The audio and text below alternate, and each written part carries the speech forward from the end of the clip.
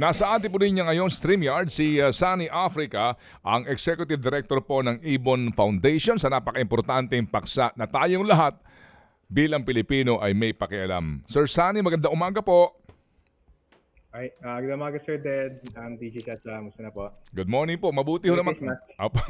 Merry Christmas po ang ating pong bati sa lahat. Sir Sunny, sige po. So, I'm sure kayo po may mga nabasa na mga informasyon tungkol po dito sa Maharlika Investment Fund na ito. Ano po ang inyong tingin po dito, sir? Medyo nakapagtaka yung bilis ng pagdaan sa dun sa committee hearing sa Kongreso. Pero pinakamalaki pong problema namin, malaking pondo actually ng gobyerno, lalo na dun sa GSIS, SSS, gagamitin para sa hindi pa tayo nakasiguradong mga bagay. Tapos ang medyo nakabala sa amin yung pagtanggal po ng mga controls for transparency, accountability. Kaya alam nyo naman po, kung may konsentrasyon ng pera sa gobyerno at binibigyan sila ng diskresyo kung paano gamitin, maraming hindi magandang bagay na nangyayari. So sa amin po sa pangkalahatan, medyo kaduda-duda yung proposal na to at mukhang gagamitin to ng iilan para lalo pang magpayaman. Sir Sunny, i-quote ko lang itong si Joey Salceda na isa po sa mga nagsusulong ho nito. Sabi niya, wag naman natin takutin ang ating mga sarili. Sabi daw ho niya, siya daw po kasamang ilang pang mga mambabatas na nagsusulong nito ay nagtalaga ng layer and layers of protection. Ang binabanggit niya dito, 3 layers of audit. Internal, external, at saka COA. Ayan po ang kanilang ipinapangako dito. Kaya mag-alala kasi yung susuri sa paggamit niyan, pagkatapos gamitin yan, 3 layers pa ng mga auditors ang dadaanan yan. Opo, ano po inyong sagot doon po, Sir Sunny? Okay, go ahead. Parang natatawa na rin kayo. Ako din. Madali po magsalita, pero kung titignan halimbawa yung pagkasulat ng batas, medyo kaduda-duda yung isang section doon, may Article 7, puro exemptions. Ine-exempt itong Maharlika Fund mula doon sa mga provision ng GOCC, Governance Act, ine-exempt sa Government Procurement Law, ine-exempt sa Competition Law, ine-exempt din actually doon sa Salary Standardization, maging doon sa Civil Service Law. So para sa amin, nandyan yung mga batas na yan precisely para magbigay ng control doon sa paggamit ng rekurso ng pamahalaan. So medyo questionable na sa pangatwiran para bigyan doon ng flexibilidad, quote-unquote, yun ang ginamit ng termino, medyo kaduda-duda kung seryoso sila doon sa pananatili ng transparent accountability, bakit sadyang binibigyan ng napakalawak na exemptions ang itong Maharlika Fund para doon? So medyo, tingin ko actually tama kayo Ang bottom line, may tiwala ba tayo sa mga tumutulak nito? At yung isang sinasabi ni Congressman Salceda na isang safeguard nila ay, sige na nga, under pressure, gagawing chairperson daw si Pangulong Bongbong Marcos. Hindi ko alam kung may maniniwala po sa medyo mapanuri kung ito ay mga sapat na safeguard talaga. Opo. Sige po. Pero sir, puntahan po naman natin yung kanilang ipinapangalandakan na mga good example. Yan, di ba? Kasi hindi, merong ganyan sa sa Norway. Meron din ganyan sa Australia. Opo, una po basic, ano bang kahalagahan ng pagkakaroon ng wealth fund na ito? Tanggalin natin yung Maharlika kasi that's Philippine Philippine style kumbaga. Ano bang kahalagahan para sa isang bansa na magkaroon ka ng sovereign wealth fund? Kung meron man, Sir Sunny. Sige po. Sa ngayon may humigit kumulang 6 na po o 70 bansa na mga gobyerno may sovereign wealth funds. May humigit kumulang 100 na I think sovereign wealth funds sa buong mundo. Yung lohika niya, actually yung pinagmula ng sovereign wealth funds, mainly sa mga commodity producing na mga bansa, Kuwait, Saudi, UAE, na dahil alam nila walang kasiguruhan yung tuloy-tuloy na pagpasok ng kita nila mula dun sa langis halimbawa, nilikha nila yung sovereign wealth fund para mas ma-manage yung kita doon. Kumbaga, may aspeto parang forced savings, pero may aspeto din para makontrol nila kasi yung commodity price lalo na langis, 'di ba? Mabilis tumaas, mabilis bumaba yung kita doon para medyo mapantay yung ano, yung kita na mas stable yung kita.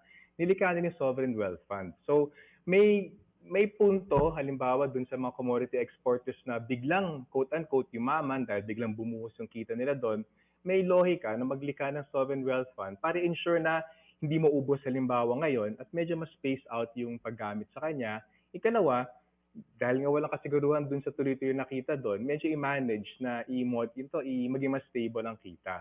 Tapos pagkatapos ng ganong klase, meron din tulad mga bansa tulad ng Vietnam, ginamit yung sovereign wealth funds para lalong makialam yung gobyerno dun sa ekonomiya. Kasi may socialist na aspeto pa yung Vietnam. So yung paglikha ng sovereign wealth fund, paraan para mag-consider ng kapital yung gobyerno para ma-invest sa mga government enterprises. Sa kurente, alam ko meron at least, minsan sa manufacturing, telecoms. So part ng aktibong pakikialam ng gobyerno. Ang problema, neither of those na conditions ay nag-a-apply sa Pilipinas. Wala naman tayong malaking kinikita from commodity exports na kailangan i-manage ng gano'n. At higit sa lahat, wala naman tayong gobyerno na may economic theory na makialam sa ekonomiya. If anything nga, pinaprivatize ng gobyerno ang ekonomiya. Opo. So, doon na lang sa usapin, Chacha, mga kapatid, na wealth fund if the nation is wealthy.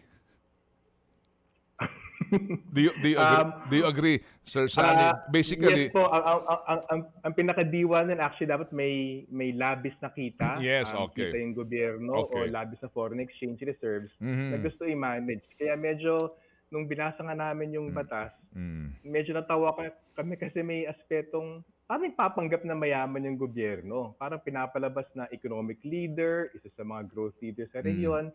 At sa amin, actually tama kayo, kung totoong may kalabisan na 250 billion pesos yung gobyerno, may mas kagyat na pwede paggamitan yan. Yung usapin ng ayuda, pagsuporta sa dagdag na sahod, pag-i-invest halimbawa doon sa pagtulong sa mga MSMEs na nagsara. Parang kung totoong may naipon tayong kalabisan, di dapat doon muna sa mas kagyat na pangailangan. Kaya lalong medyo nakakagigil dyan si mismong Secretary Jokno na nagsabi walang pera para sa ayuda. Noong isang araw, biglang sinabi, hindi, marami tayong pera para sa wealth fund na ito na ilalagay sa kamay ng ilang tao na gagamitin sa paraan na hindi actually natin masyado masusuri. Opo. Sige. So yun po, no, wealth fund, kung meron kang extra wealth, no, na maaari mong itabi. At doon po sa mga nabasa niyo ba, Sir Sunny, at maging sa atin din po mga nabasa, naghahanap ako ng bansa na gumamit ng pension fund ng mga manggagawa nila para sa kanilang wealth fund. Meron ho bang bansa na gumamit ng pension fund ng mga manggagawa? Actually, yung Norway, ito yung ikalawang pinakamalaking sovereign wealth fund. Pension fund yun Parang more or less right now may 10 hanggang 11 trilyong dolyar worth of sovereign wealth fund. Actually, yung pinakamalaki doon sa China, may investment corporation sila. Pero yung ikalawang pinakamalaki, yung Norway. Nasa about, I think, $1.1 trillion yung pension fund ng Norway. Opo, so ginamit doon. Meron naman Opo. Okay. So, maliban po naman po dito sa pension fund, na ngayon po pinangangambahan natin nga kasi yung accountability. Opo, kung sakasakaling hindi maganda ang kahinatnan nito. Sa ngayon ho ba, kasi kung babasahin mo ang naturang panukala, pati sa mga artikulo, ang mga pupuntahan po nitong pondo na malilikom po para sa Maharlika Fund na ito, nakasaad rito yung listahan kung saan sila maaari pong maglagak ng investment. Although yung dulo nito, medyo ito yung catchy, no? Yung other investments as may be approved by the board. Ano mo yun? Parang wala na hong limit ito. Pare-pareho, cash, foreign currency, metals, domestic and foreign corporate bonds. So, sa kasalukuyan di ba ito rin po ang ginagawa ng SSS at GSIS? They also invest the pension fund sa ganito po mga uri ng investment, sir? Actually, yung mahabang lista na binigay yon, maliban pa dun sa catch-all na others na as approved by the board. Mhm.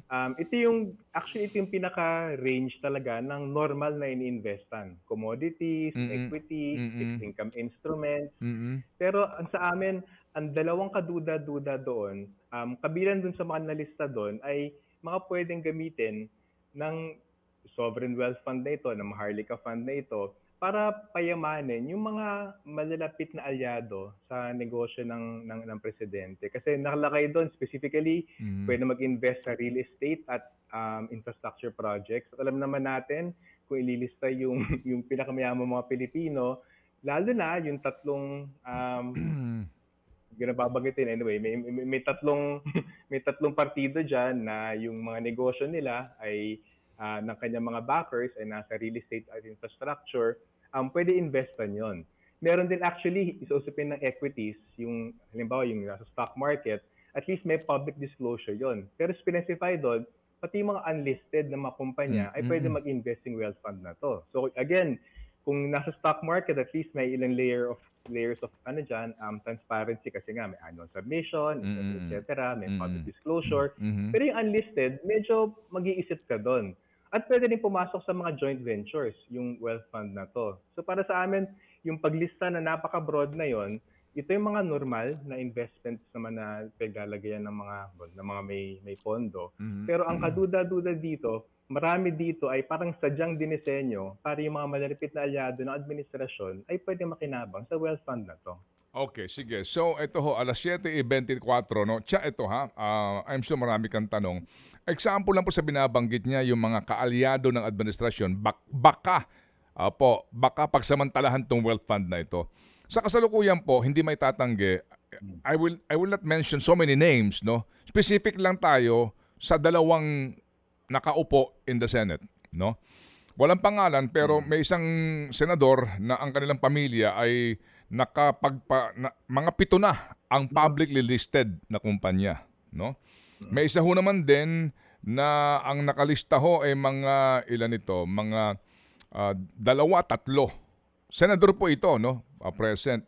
So you're saying na posible kung kaalyado ka ng administrasyon na dahil sa itong mga publicly listed na kumpanya ng mga pamilya ng senador, hindi gaano nakakakuha ng hindi gumagandang stocks nila kasi nga kakaunti bumibili, hindi ho tumataas ang presyuhan nito, maaring dito bumili itong mga magdidesisyon sa wealth fund na ito, tataas ang kanilang shares, di ho ba? Maaring gamitin ng pondo dahil sa political influence para sa kapakanan ng business interest ng mga kaalyado in the Senate.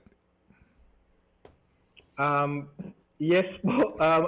Ang unang pumasok sa isip ko, nagsasalita kay Sir Ted, yung nangyari kay dating Pangulong Estrada, yung sa Bell Corporation. Kung naalala nyo, yung napaka-controversial SSS na fund Jose yun. Velarde account.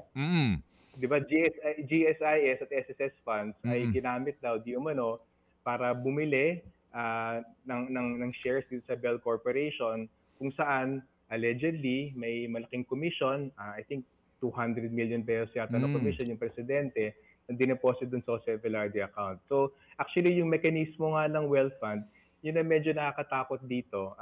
May daang-daang bilyong piso na actually pondo ng mamamayan, lalo din galing sa GSIS at SSS, may decision, may diskarte yung hindi natin alam paano gagalaw ng mga board members kung saan i-invest. So pwede gamitin for exactong sabi nyo, speculating sa stock market para palakihin yung halaga niya. Pwede magka-commission kung sino man yung may insider information dyan.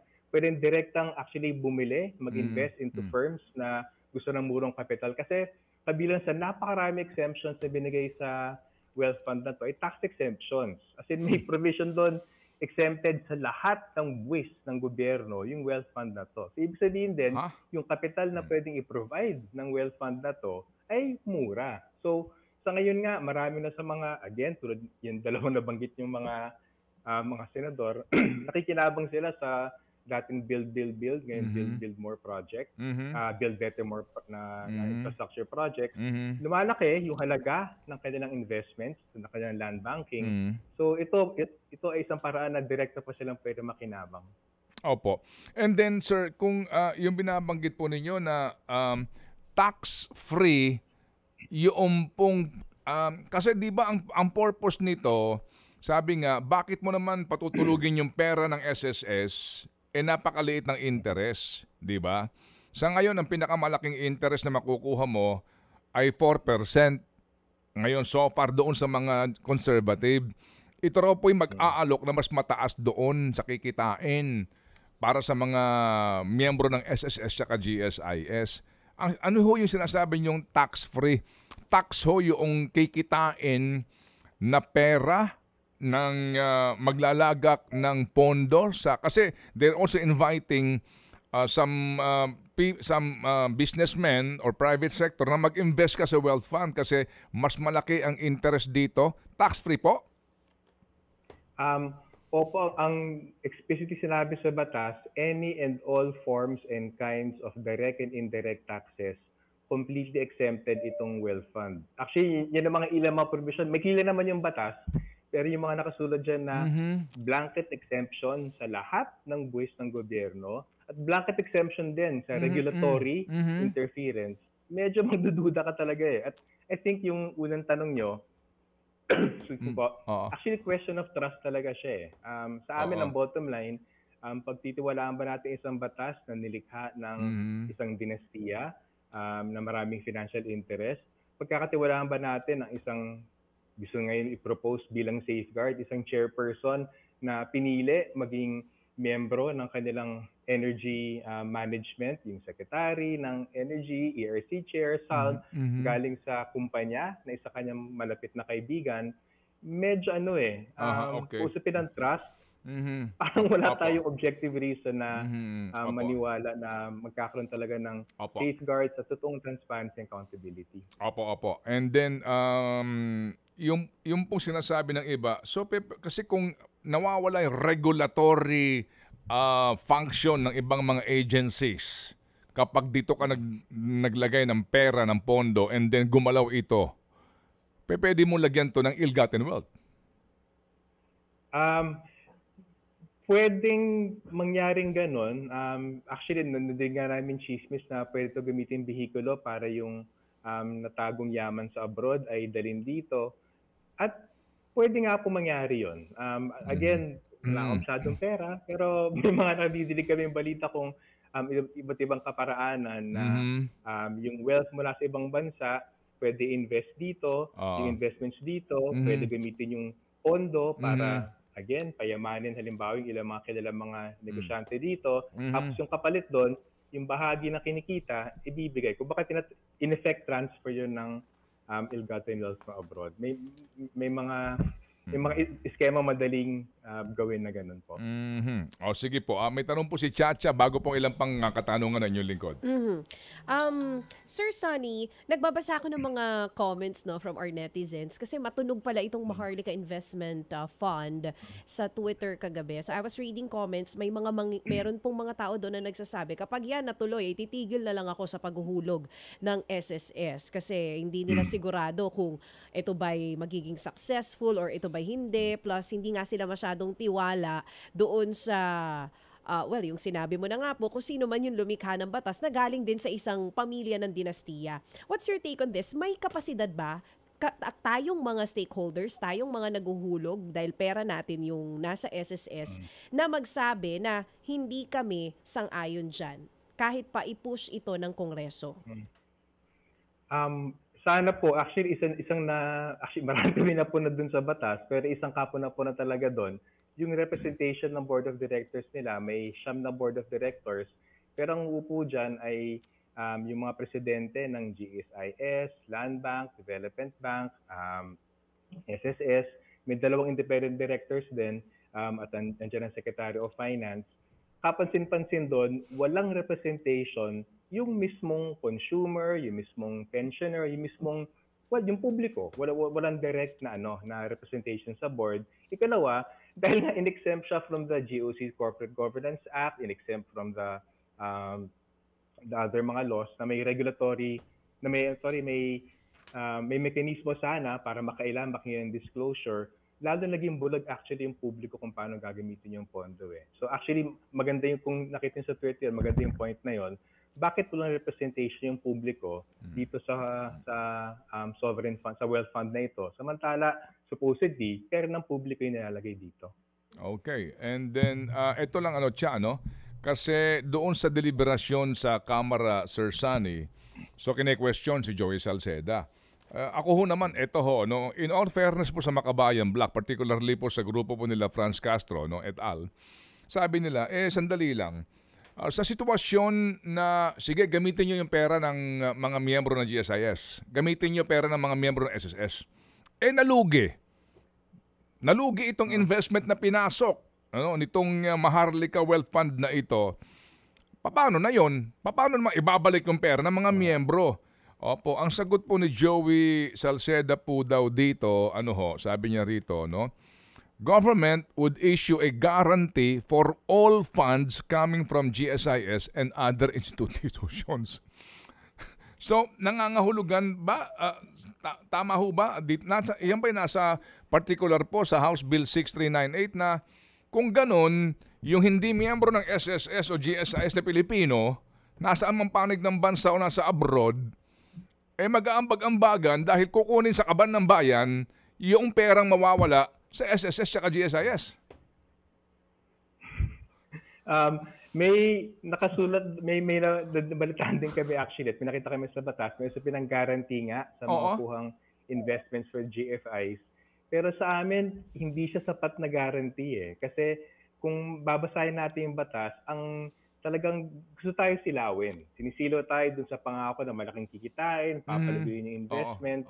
Pero walang garantiya yon. At even, actually, nabanggit nga po, tinanong nyo si Norway Pension Fund. Sa ngayon, problema yung Norwegian Pension Fund ngayon sa kanyang kita. Kasi nga, hindi favorable yung global financial markets ngayon. So medyo, hindi mo siya nalalugi, pero malaki nawawala actually ngayon dun sa halaga ng fund. So sa amin, may mga ganong klaseng pangako na nakasilaw, nalalago yung pondo ng GSIS, ng SSS. Pero halimbawa, kung totoo yun, bakit sila magtataas ng mga premiums? Para kung may ganun silang kumpiyansa, na garantisado naman actually yung kita at mapapreserba naman at walang pinsala dun sa mga pensioners, ba't magtataas pa ng premiums? Kasi sa totoo lang, investment to at yung sa amin isang medyo nakakagigil talaga, yung napakalaking pondo ng mga pensioners gagamitin na isang maliit na grupo, hindi natin alam paano nila gagamitin, at kung malugi yung mga pinaglagakan nilang investments, babayaran pa rin sila. Ito ay kaya nakakatawa actually yung provision na in-exempt dun sa salary standardization at dun sa civil service laws. May provision dito na lahat ng mga directors ay may honoraria, may allowances, may per diem, may performance-based bonuses. So kumbaga, sa panahon na lumalago yung fund, ang kita ng mga to, I think halimbawa yung GSIS president, nasa about 16 million pesos na yata ang kita sa isang taon. Yung iba dyan, 12 million, 6 million. Kung lumalago yung fund, maari may dagdag silang kita. Kung malugi yung fund, may kita pa rin sila. Ang mawawala lang siguro yung performance-based bonus. Pero yung honoraria allowance per day, may nandun pa rin. So meaning, kasi pag tinanong mo si GSIS president ngayon, si SSS CEO ngayon, tinanong mo, may pabor sila dito. Ay, maganda ito. Kasi, Sir Sunny, kasi, para maintindihan nyo, kasi doon sa bubuin po na korporasyon, sa provision po nito, yung Maharlika Board, Corporation, sila po ay miyembro ng board, di ba? Oo. Tama, itong pinuno ng GSIS, SSS, Land Bank, lahat sila ay uupo dito sa board ng Maharlika Fund na ito. Ngayon, ang kita ho ng mga ito ay 1 milyon mahigit ang sweldo niyan kada buwan. Sa ngayon po, di ba Sir Sunny, Kaya nga merong 16 million, may 12 million a year ang kanila pong sweldo. So kapag sila naupo dito ho sa board na ito, karagdagang kita yan. Kasi doon po, may mga nakalagay din po sa batas na bibigyan mo ng karagdagang allowance to mga to. At hindi sila sakop ng GOCC. Ang GOCC po kasi, itong Government Commission for GOCCs, sila ho ang nangangasiwa doon sa kung kailan ka magtataas ng sweldo ng mga GOCCs. Kasi po ito, GOCC ito GSIS at SSS. Ganun po yun, Sir Sunny. So kaya sila pabor din, sigurado, kasi nga, pabor sa kanila, sa kanilang personal na kita kapag natayo ito. Yes po, at sa amin, yun ang kapansin-pansin doon. Very explicit actually yung batas. Sinasabi, kailangan namin ng flexibilidad kasi mga eksperto yung mga to, etc.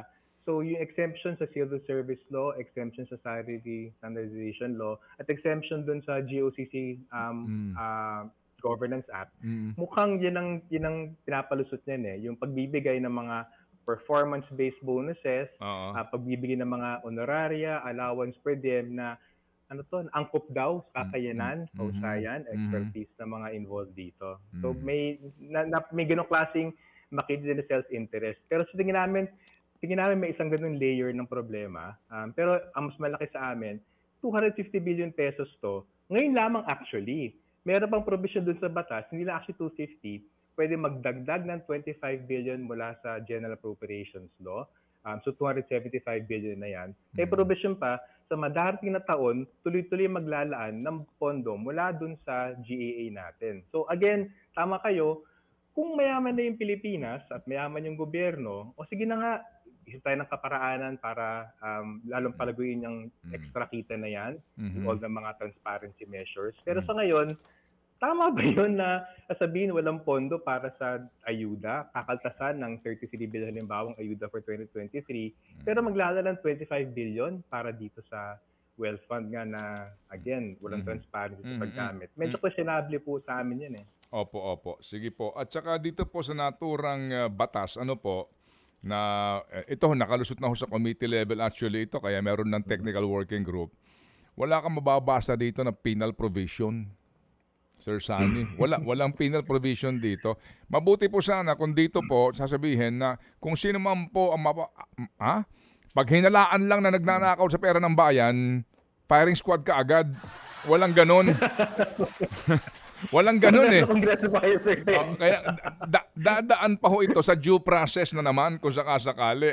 Yan ho ang problema dito sa kasaysayan po ng ating bansa sa due process na pag meron pong nahuling magnanakaw dito, sa perang ito, magmamanipula yung prosesong pagdadaanan. Anyway, Sir Sunny, basically po, doon sa ilang mga nabasa kong artikulo, may mga puna sila dito na may mga bansa nga po na ginamit ito sa ilang pong mga either money laundering o kaya po naman ay pag-finance doon sa mga crony ng mga leader ng mga bansa na may wealth fund. And then, ito nga din po, meron din pong pagkakataon nga na pati ho yung ibang mga illegal na aktibidades ay napondohan nito. Ito ba'y nabasa ho ninyo sa mga artikulo? Go ahead, Sir Sunny.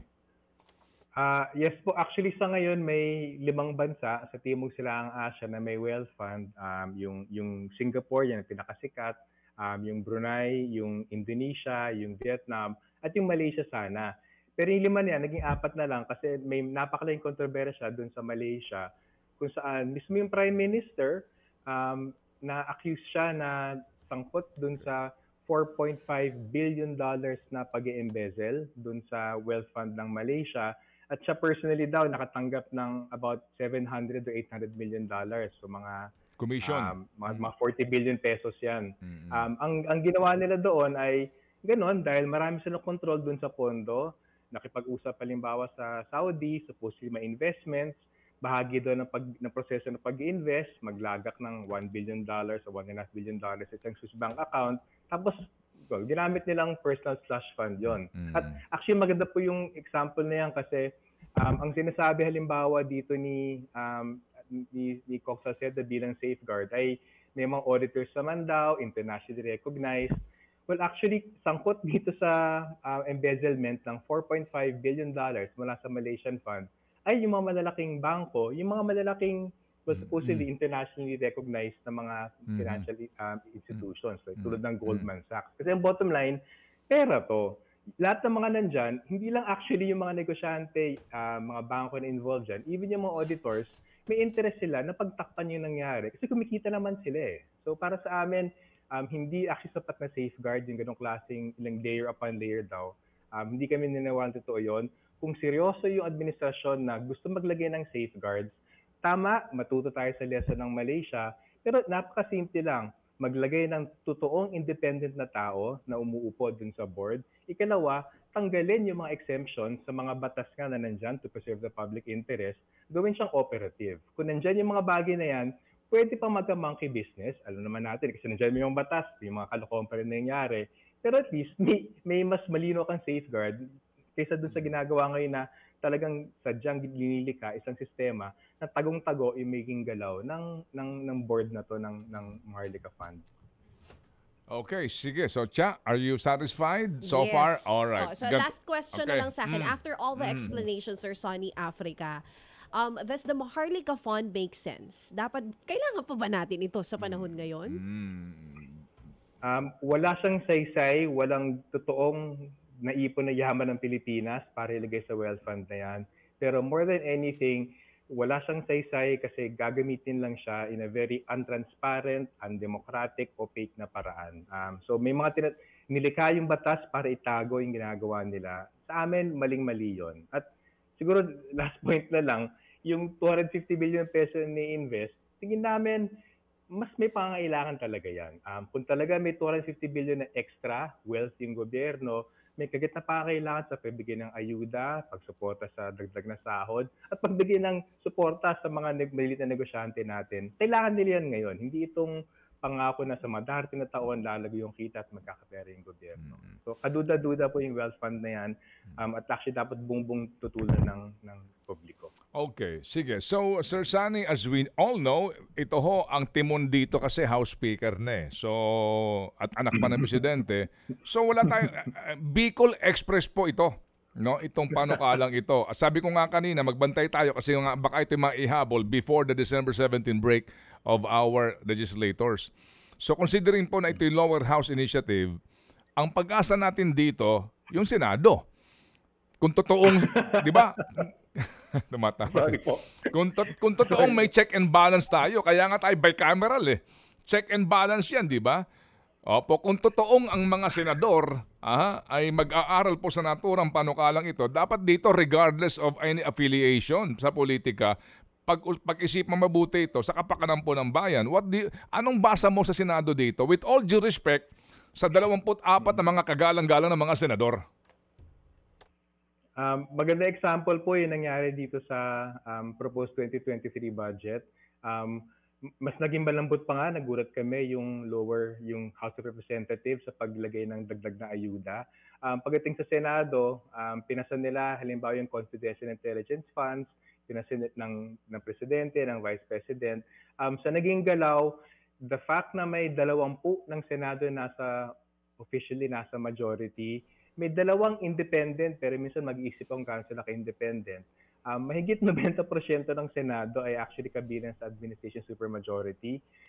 Kung merong proposal galing sa House of Representatives by the presidential cousin and by the presidential son na itinatalaga bilang chairperson ng presidente at nakikinabang yung pamilyang yan, hindi namin maisip po na yung Senado ay babalik na rin itong batas na ito. Lalo na nabanggit niyo po, may mga malalaking negosyante sa loob ng Senado na sa mahabang panahon na kinabang sa recurso ng gobyerno through the infrastructure projects.